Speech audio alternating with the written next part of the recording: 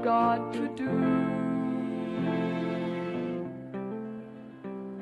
And all the times I had. Stand up straight and let me get a look at you.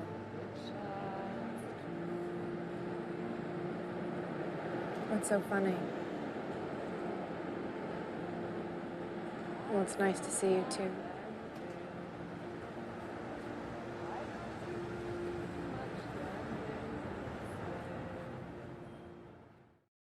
People, if we were to take all of their body of work and put it together and then look at it, what would that tell us about them?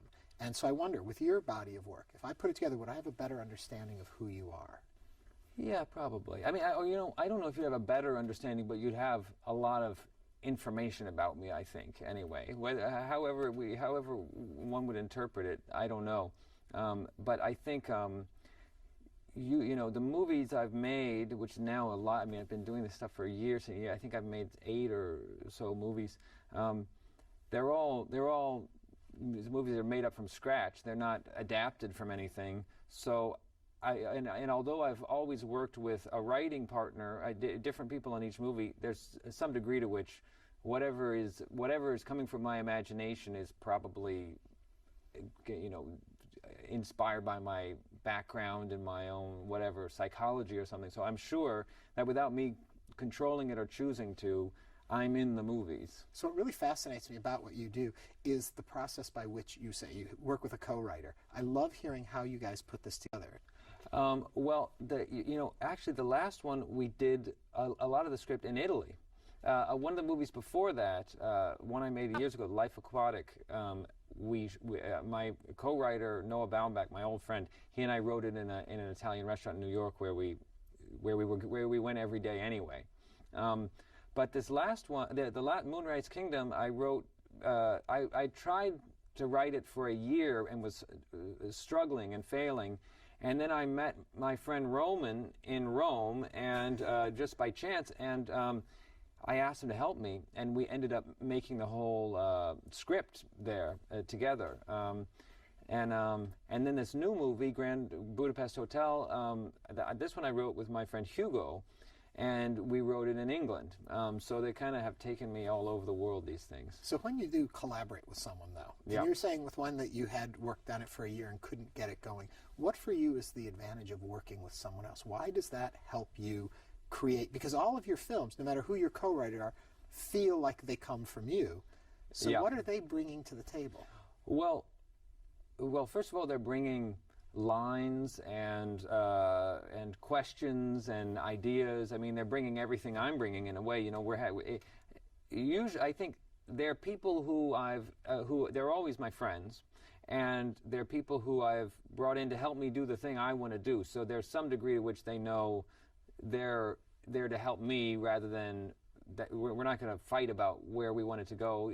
They're going to let me kind of guide it a bit, but the movies are filled with their ideas, and so what I want from them is both that it makes it more fun for me, that I feel like I work longer and harder on the thing because I'm having more fun because we're talking it out and we're entertaining each other, and then they give me lots and lots of ideas that I can. You know, I do the actual physical writing, but you know, I mean, on Moonrise Kingdom, I was trying to just do it on my own, and it was a very, very slow going, and when I got help, it was very, very fast. When you do collaborate, though, when you're creating the story, when you're putting this, and I was saying creating the story seems wrong too from what I've read of how you go about this process, because it's ideas of characters studies come up, scenes come up, moments come up, and it kind of evolves into the plot, correct? Well, you know, it depends. Most of these movies I've done, it would probably be an exaggeration to say they have a plot, any one of them. This new one, I think, does. Yeah. I mean, this one actually has, this happens, and then this happens, and then this happens, and it's all connected. But I would say that to make a movie, you know, to make a good movie, in most cases, you need a lot of ideas, and you need a lot of material, and it's not, and you know, to keep it going for 90 minutes or 95 minutes or 2 hours or whatever it is, it's got to hold a lot of information and a lot of feeling, and observations about whatever it is. So for me, you know, even if you have even if you have a plot, you've still got to fill it with things, and you've got to build up something, and you've got to kind of research and gather ideas, and from at least my kind of movie, they sort of need that. Yeah. When you start the first day of shooting, is the script concrete? Is it done at that point, or are you still evolving as you go? Usually, I think the script is usually there. I mean, the script is usually the thing we don't change. But, and by the time we're on the first day of shooting, we've done another thing after the script. We've finished the script, and then we've spent a lot of time figuring out how are we going to do this, and what is it going to be, and what is it going to look like, and a whole different set of, you know, with this Grand Budapest Hotel movie. The script was done, but I had no idea what the movie would look like, or just any sense of how we would go about it. We really went back to square one with a script in hand.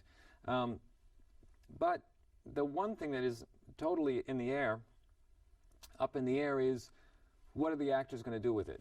And that, as planned as it may be, and as set as the dialogue is, they improvise everything about how they're going to do it, and it's pretty chaotic on the set, because nobody really knows what's going to happen.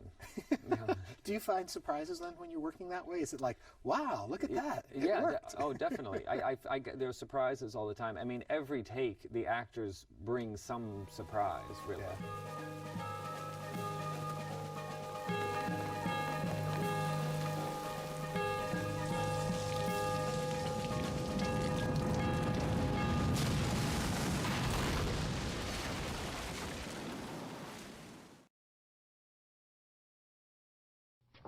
You and Wilson write this together.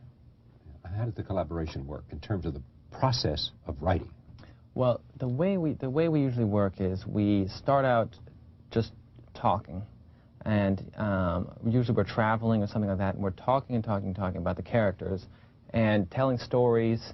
You know, we both have 100 stories that we know of each other, you know, and then we have stories of things that happened to us together, people that we've kind of watched, and that stuff all starts to kind of mix together, and we talk, and then we start just writing on little scraps of paper, which we trade back and forth, and I'll write something out, and then I'll get it back from Owen, and he'll have big X's through it, and things scribbled, and we rewrite each other's stuff, and then eventually I start typing it. The bad thing is, like if Owen gives me something and I type it, if I don't like part of it, I just don't type it, I just erase it. But if I give Owen something, he just puts an X through it, which is so much more aggressive and seems so much ruder than just erasing it. Are these defining personality traits? The defining personality trait is that I have learned to type and he hasn't. I think. You have to write your own scripts? I mean, so far, everything you've made, you've written. Yeah. It's two.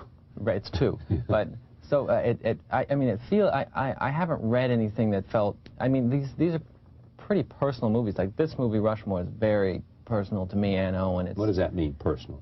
It's got so many little things that connect to our own lives, you know. The characters come so much from people that we've known, and from little aspects of ourselves, and the setting is so familiar to us, and then there's sort of thematic stuff that's personal to us.